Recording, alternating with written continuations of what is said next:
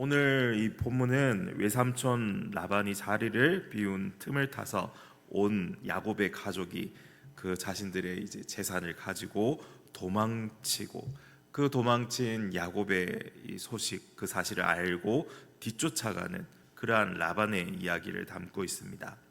3일 동안 양털을 깎는 시기가 되어서 집을 비운 라반이 야곱이 떠났다라는 사실을 알게 되었고, 사람들을 모아서, 자기 형제들을 모아서 이렇게 7일 동안 추격했습니다. 아마 상당한 이 무력을 또 동원했겠죠. 아마 예상할 수 있는 그러한 범위입니다. 그리고 드디어 야곱의 뒤를 거의 따라잡았고, 야곱도 그렇고 라반도 이 길르앗산 그 가운데 서로가 있는 것입니다. 아직 라반은 야곱을 다 따라잡은 것은 아니었는데 아마 코앞에 야곱이 있었겠죠.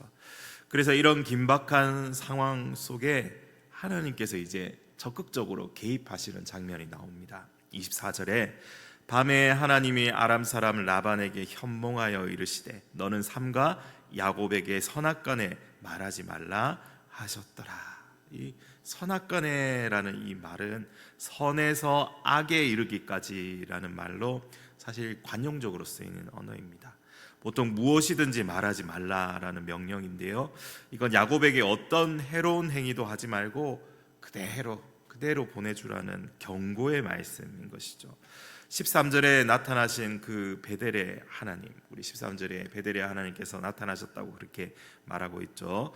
이 하나님께서 신실하게 야곱을 그 비열한 라반으로부터 보호하시고 지키고 계심을, 이 적극적으로 개입하여서 나타나고 계심을 또한 보여주고 있는 부분입니다. 그래서 다음 날 드디어 야곱 앞에 나타난 라반이 어떻게 합니까? 자신의 언행을 최대한 조심하고 있습니다. 주의하고 있죠. 야곱도 외삼촌 라반이 쫓아온 걸 보고 아마 큰일 났다라고 생각했지 않겠습니까? 그런데 그의 첫마디 후에 나오는 반전의 말이 야곱을 안심시키게 됩니다. 26절 말씀에 네가 나를 속이고 내 딸들을 칼에 사로잡힌 자같이 끌고 갔으니 어찌 이같이 하였느냐, 이렇게 따지면서 27절에 반전의 말이 나오죠. 내가 즐거움과 노래와 북과 수금으로 너를 보내겠거늘 어째 네가 나를 속이고 가만히 도망하고 내게 알리지 아니하였느냐. 엄청 부드러운 말이지 않습니까? 솔직히 말하자면, 우리 딱 까놓고 말하면 라반은 사실 나쁜 사람입니다. 보통 나쁜 놈이라고 그렇게 말하죠.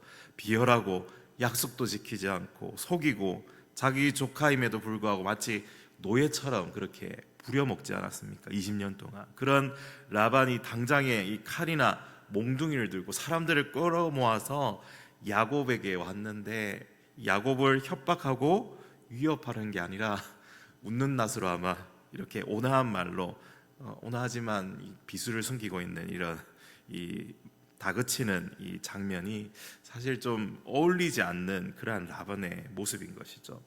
처음에는 야곱을 윽박지르고 아마 잡아가기 위해서 이 많은 형제들을 거느리고 그렇게 뒤쫓았지 않겠습니까? 그러나 이제 그건 포기해야 하죠. 왜냐하면 간밤의 꿈에 야곱의 하나님이 나타나셔서 그를 지켜보고 계시기 때문입니다. 그래서 포기해야 하죠. 라반으로서는 이 초월적인 그 존재이신 하나님을 아마 처음으로 경험하게 된 것이고, 이건 등에 식은땀이 나는, 흐르게 만드는 그러한 두려운 일이었던 것이죠. 그러니 라반의 태도가 하루아침 만에 180도 그냥 변할 수밖에 없었던 것입니다. 눈치 빠른 야곱이 그런 라반을 보면서 뭔가 낌새를 알아채지 않았겠습니까? 그의 행동이 평소와 다르다 하는 것을 아마 이 마음속에 좀 깨닫는 게 있었을 것입니다. 그가 적극적으로 따지고 물리력을 행사하지 않는 것만 봐도 뭔가 이상하게 돌아간다는 걸 아마 느낄 수 있게 되었을 겁니다. 라반은 계속해서 야곱에게 이야기합니다. 내 딸들과 손자들을 이별할 시간도 주지 않는 야곱, 너는 이 야속한 사람이다. 이 어리석은 짓을 한 거다. 나는 너를 해할 능력이 있지만, 여기 본론이 나오죠. 너의 아버지의 하나님이 어젯밤에 내게 말씀하시기를 너는 삼가 야곱에게 선악간에 말하지 말라 하셨더라. 드디어 이 라반이 진실을 이야기합니다. 라반의 이런 이야기를 듣는 야곱은 굉장히 놀랐겠죠. 아니, 하나님께서 라반에게 나타나셨다고, 하나님께서 역사하셨구나 하는 것을 이제 알게 되었던 것이고, 라반의 행동과 말이 변화된 이유도 아마 깨닫게 되었을 것입니다. 결론은 이 야곱에게 돌아가도 좋다는 것인데, 그런데 끝까지 라반이 한 가지 일을 또 걸고 넘어지죠. 무엇입니까? 라반의 집에서 이 드라빔을 훔쳤다는 겁니다. 드라빔이 사라졌다는 겁니다. 물론 그 드라빔은 이 라헬이 훔친 것입니다. 그러나 야곱은 이걸 전혀 모르고 있죠. 그걸 야곱이 훔칠 생각을 했겠습니까? 외삼촌의 걸. 그걸 사용할 이유도 사실 이 야곱에게는 없습니다.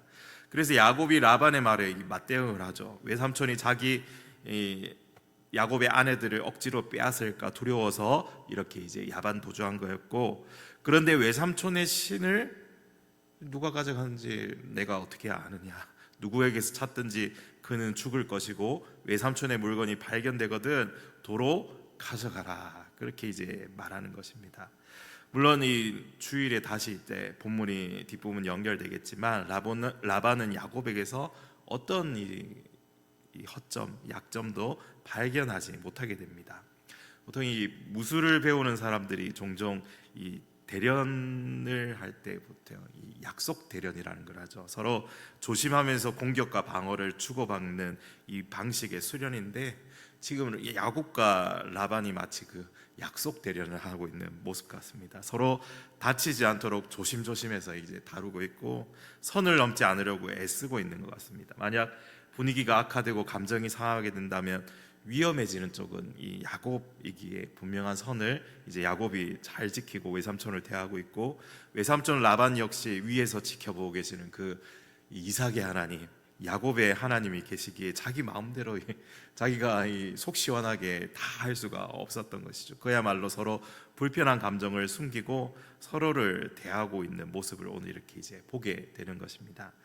그럼에도 불구하고 이 라반은 드라빔을 찾는다는 그 핑계로 야곱의 짐 그리고 장막까지도 이제 다 뒤지고, 혹시 자신을 속이고 가져간 것이 있나 검사를 하는 이 치밀함을 그 가운데도 또 보이고 있는 것이죠.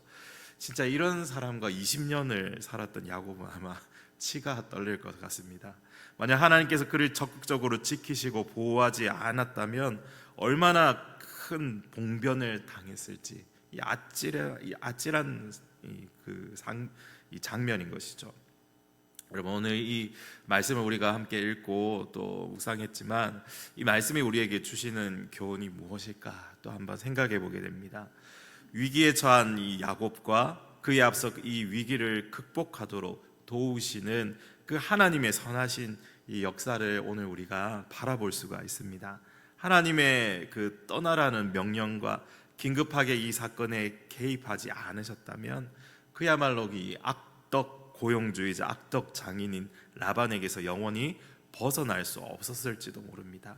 야곱의 이런 모습은 우리가 살아가는 세상에서도 마찬가지죠. 사단 마귀라는 라반처럼, 이 마귀는 라반처럼 우리를 죄의 사슬로 결박하고 떠나지 못하게 만들려고 합니다. 그러나 예수 그리스도의 보혈로 씻음 받은 우리는 죄로부터 해방되고 자유케 되어서 그 길르앗산을 거쳐서 가나안으로 돌아가는 이 여정을 밟고 있는 것이죠.